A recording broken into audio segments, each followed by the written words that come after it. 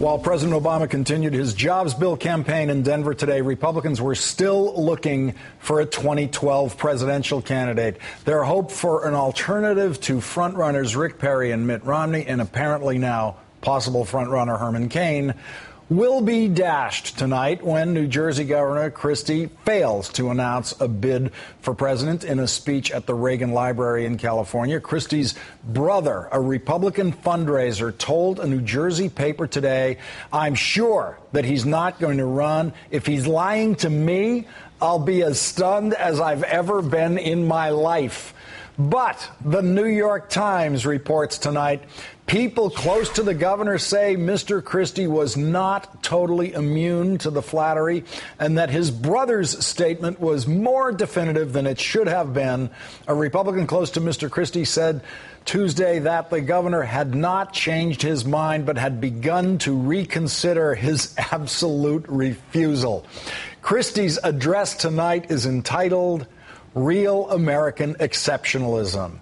Deliberately leaked prepared remarks indicate Christie will criticize domestic political conduct of late and encourage leaders to confront economic challenges. Today, the biggest challenge we must meet is the one we present to ourselves, to not become a nation that places entitlement ahead of accomplishment, to not become a country that places comfortable lies ahead of difficult truths, to not become a people that think so little of ourselves that we demand no sacrifice from each other. We are a better people than that, and we must demand a better nation than that. The speech comes one day after former New Jersey Governor and Christie confidant Tom Kean reignited Christie campaign chatter by telling the National Review that Christie is very seriously considering a bid for president. It's real, Kean says. He's giving it a lot of thought. I think the odds are a lot better now than they were a couple of weeks ago. Christie knows that running for president provokes a very different level of media scrutiny than he has experienced as a mere governor, including moments like this on The View today. Can you see him as president? Can I say, you say no? Okay. Why not? Oh, well, did they say that? I heard that, and you're right. What you said is because he's hefty. Yeah. But different words. Hefty. But Chris Christie offers something that, say, Rick Perry and Bachmann don't. Krispy Kremes. I'd like to say that it might be fun. It might be fun to have a fat president, you know? I mean, his motto could be no more vetoes, only Cheetos. Yay! he's not healthy. I don't want to have to worry about my president dying from a heart attack because he's overweight. Joining me now, Salon columnist Steve Kornacki, who follows New Jersey politics very closely. Steve, thanks for joining us tonight. That is a preview of the Christie for President campaign when he becomes a daily feature of the View, if he were to become a Republican nominee. He's got to be thinking about things like that. He also has to be thinking about, hey, wait a minute. I've only been doing this politics thing for what, 2 years now?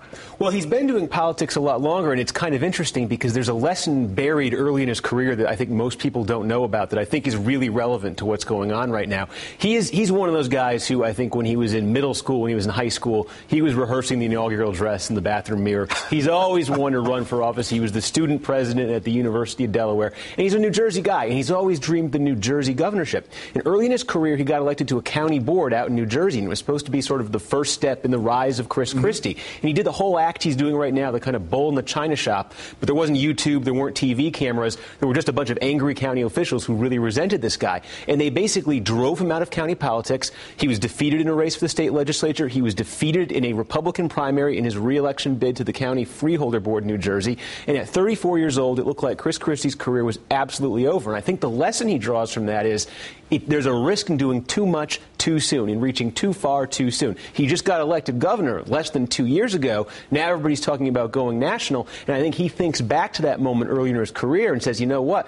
If I run for president now, that's an all or nothing proposition. If I lose, I can't go back to New Jersey and be governor anymore. I'm going to lose in 2013. I'm going to be a lame duck. Do I want to give it all up for something as iffy as this? And that's why I think in the end he probably won't. Now, I love Tom Kean's little rumor starting thing when he says he thinks the odds are now better that Christie will run for president.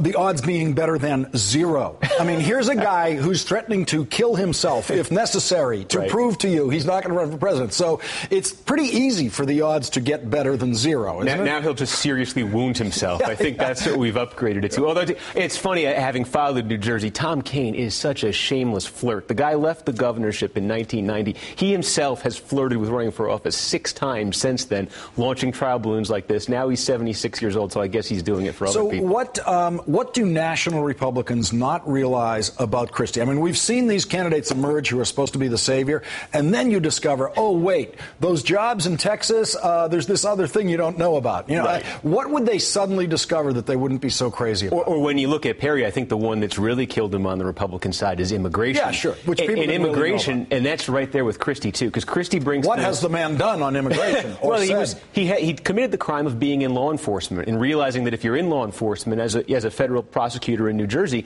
you have to have sort of a realistic, pragmatic view, of illegal immigration. Like maybe you can't round up every one of them, or really none of them. And that's what none. That's what he actually went out there and said. 2 years ago, he was at a town hall event in New Jersey, and he was confronted by somebody who would probably be part of the Republican Party base at the national level, who told him, "Why aren't you doing more about this? As a U.S. attorney?" And he said, "That's not my job. I'm in law enforcement. I have to be realistic about this, and we can't be demagoguing this, as leaders and as politicians." Now, that played well in New Jersey. It helped him get elected governor in 2009. But look at what happened to Rick Perry.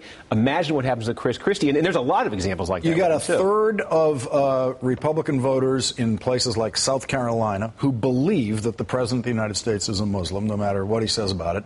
Chris Christie appointed a Muslim judge, which I praised him for on this show. Jon Stewart actually used some of my tape of that on his show last night, talking about Christie. That's one of the things that the Republicans nationwide don't know about. Well, and one of the things Christie said in defending that judge was basically, "I'm tired of all the nuts." Right. Well, these are the people he would now have to be appealing to. Yeah. The only thing I would say about Christie is I look at Rick Perry, I look at Mitt Romney, and I look at Chris Christie, and I do think that Chris Christie is a better salesman. And if all of these guys are flawed at a certain level and Christie gets in, the Republicans are going to have to compromise in some way. I do wonder if the salesmanship that Christie has might actually give him an advantage there. Steve Kornacki, senior New Jersey correspondent for The Last Word and from Salon.com. Thanks for joining me tonight, Steve.